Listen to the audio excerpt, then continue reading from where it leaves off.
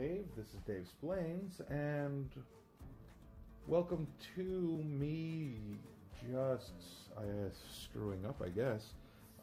This is the fourth time actually recording the video, because I messed up. I forgot to hit the microphone icon when making this video the first time. So, welcome to I made bad Excel sheets on purpose, where I got a job from a seller, because I started on Fiverr. Anybody else on Fiverr? Or heard of it? Yeah. I'm just goofing around, and it's always fun getting the extra money. And to be honest, it's really just kind of neat what comes up. Now, I can't use the actual data, obviously, because that would be bad. What I'm going to do is I'm going to show you how the data was structured. Now, I don't know if this is online stores or if this was a bunch of gas stations. The gas stations are the only brick and mortar that I could understand how somebody could have so many of them. Because there were a lot per report. Now, this I'm going to limit to 3. All right. Now, you'll notice I started on B2. That's because on B2, you still have a buffer rather than if you started at A1. So if you want to add an extra row or an extra column, you can. For some reason, copying and pasting purchase type plus a space in the next one did not work in the next cell. So you're going to end up seeing what happens where I just kind of type it in, and I use flash fill. And flash fill basically just uses a little bit of AI and allows you to add things really fast. So it says purchase type 1, purchase type 2, purchase type 3. Oh, okay, well then the next one, the only thing that's changing is the last digit. Okay, we'll just change that. Same thing goes if you do the months of the year, or if you do the days of the week. You can do this very easily. Now you see where I needed that extra row. Thus proving my point earlier about B2. So now we change B2 to month, because if we don't do the month, we completely screw up the structure how I got it in the first place, because this is bad data. Typically, you look at your rows and your columns, and whichever is going to be shorter.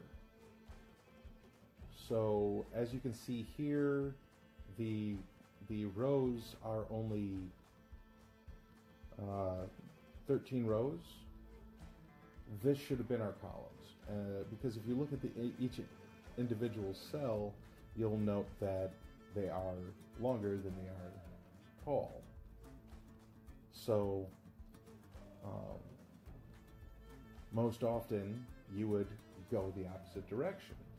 This is also how all of our data is structured, how databases are usually structured, where usually you would consider, like,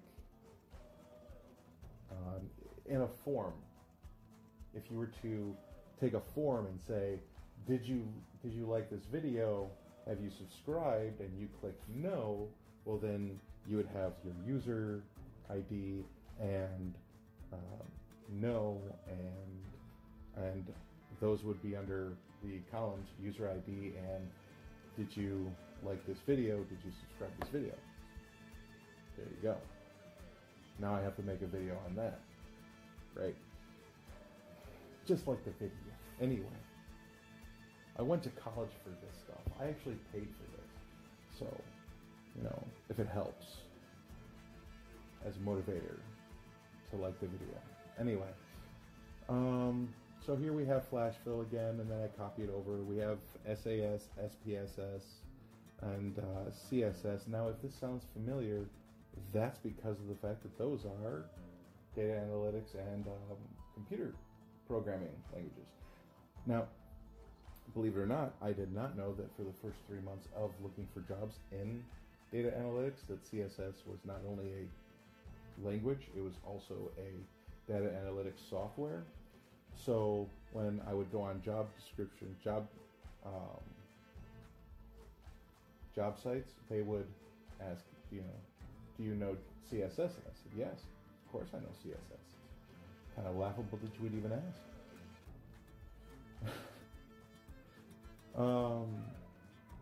And that's just because of the fact that it's usually cascading style sheets, and you use that to add decoration to the structure of a website. So I thought they wanted to know if I could build them really good-looking web forms.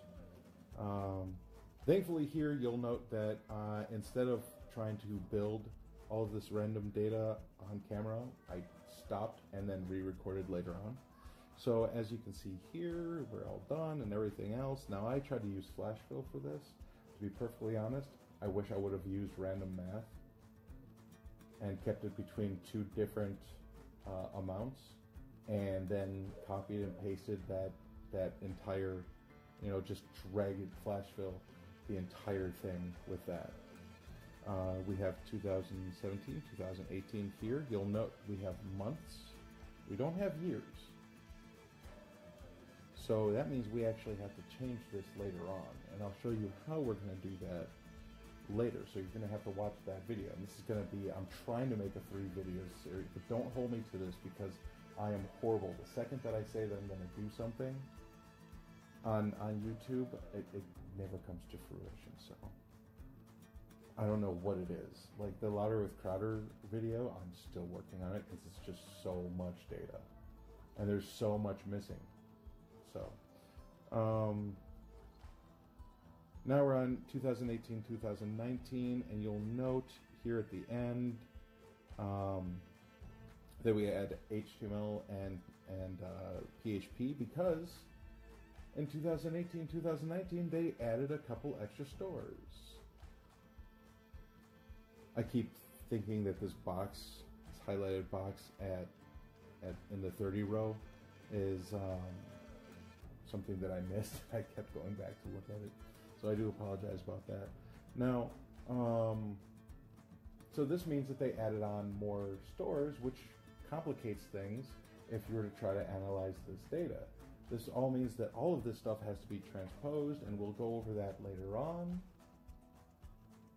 But we can't have data structured like this. It kind of looks nice, but you could see also that if we just did this completely different and had everything going vertical instead of horizontal, it would look a lot better. So random math would have worked better. Now I've got to break this down, edit it, and maybe add some background music so that there's something other than me just talking about Excel spreadsheets for 8 minutes. And I hope to see you in the next one.